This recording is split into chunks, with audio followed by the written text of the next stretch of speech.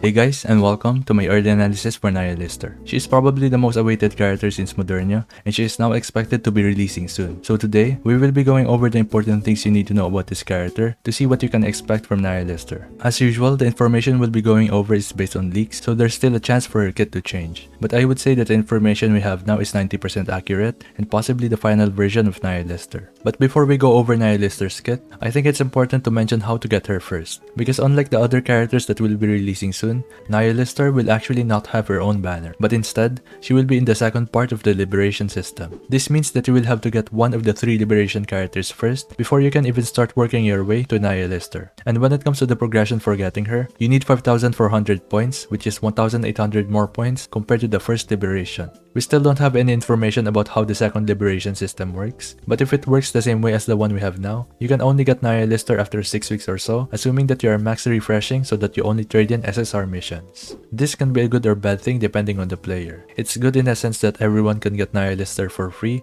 and that she is permanent, but on the other hand, it will take you a few months to get her if you don't refresh the missions, and it also means that you can't use your tickets or vouchers to get multiple copies of Nihilister. So if you want to get Nihilister as soon as possible, start saving up your gems, and make sure that you get Guilty, Sin, or Quency before the second liberation is released. Now that you know how to get Nihilister, let's move on to her kit. First of all, Nihilister is a burst type 2 attacker, and she is also a sniper rifle user from the Pilgrim line of units. Nihilister being a burst type 2 attacker actually brings a lot of value for your team compositions, because in some cases, you will be running a burst 2 character that has a really good kit, but you don't actually need or you don't get much value from their burst. So what you can do is you can use a character like Nihilister and use her burst instead. Because as you will see in the later sections, Nihilister's burst is actually really good. Another example for when a burst 2 DPS is good is whenever you are using a burst 2 support that has a 40-second cooldown. Because considering that Nihilister only has a 20-second cooldown burst, this means that you will always be able to use a burst type 2 skill for better rotations. It's very good in this scenario because your burst 1 and burst 2 character will most likely be supports. And generally speaking, an optimal team should only have 2. So using a burst 2 DPS instead of another support means that you will not be losing out on your DPS. Aside from that, Nihilister being a Pilgrim unit means that you will have one more character for the Pilgrim Tower. But I wouldn't really consider this to be a big selling point because you can only push the tower so much and you are not guaranteed to get an SSR character from the molds. And lastly, Nihilister is a sniper rifle user. This comes with its own benefits, but we will save this one for the later section. Now moving on to her abilities. Her skill 1, Burning Shot, activates whenever she does a fully charged attack. Nihilister will gain a pierce effect for 1 round, and the pierce range will be increased by 50%. This also has an additional effect that activates when you hit 2 or more targets with a normal attack, dealing 44.3% of Nihilister's attack as additional damage. In other words, this means that all of her attacks will have a pierce effect after she fires her first fully charged attack. The pierce effect makes it so that her normal attacks will go through enemies, so this is really good for when your enemies are right in front of each other, and it can also be really good against boss fights. The one thing I'm not too sure about is the increased pierce range. They do not specify how this exactly works, but if you ask me, I'm thinking that this could possibly mean that Nihilister's attacks will have a wider AoE, maybe similar to Laplace skill 1 but for snipers. This makes a lot of sense because it will help Nihilister trigger the second effect from her skill 1 more often. Now moving on to her skill 2. This one is a passive effect that has a 10-second cooldown. She will be dealing AoE damage equal to 112.64% of her attack.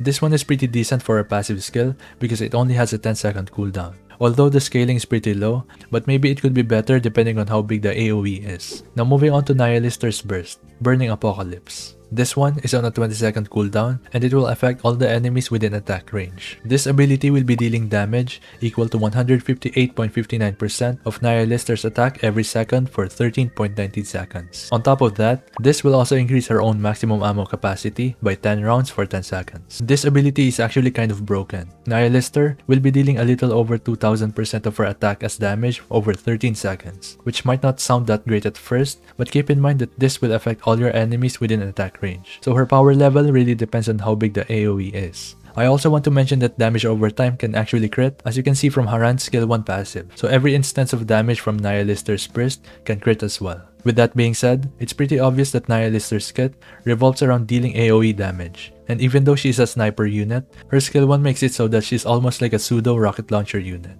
Moving on, let's now dive into potential team comps and the specific characters you are going to end up using her with. As we have mentioned early in this video, Nihilister being a burst 2 DPS with only a 20-second cooldown burst makes her a very versatile unit. So you can pretty much expect something similar to Guilty, wherein Nihilister will also be a generally good unit, but she will specially dominate in a specific scenario. For Nihilister's case, we can expect her to be really good in stages with high enemy density because her kit is pretty much all about AoE damage. With that said, she's not only good for that. Her skill 1 makes her a viable pick for different bosses, as long as you are using her in the right teams. She also has potential to be good in PvP, but it's hard to say when we don't exactly know how Nihilister's AoE works in the arena. Overall, I can see her being S tier for regular stages just because of how much AoE damage she has. And I would say that she sits in the middle of A tier for boss fights because even though she's better for AoE, her multipliers and passives are actually decent enough to perform well as a burst 2 DPS for boss fights. And lastly, I would put her in B tier for PvP just because we have no idea how the AoE works in PvP,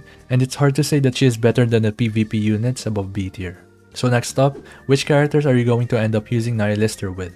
We have a lot of options, but I do have a list of a few characters that I think will work exceptionally well with Nihilister. First, we have Maxwell. She is overall a decent pick for any type of content, but she is especially useful in boss fights. Not only does she deal quite a bit of damage, but she also increases two of your members' attacks by a significant amount.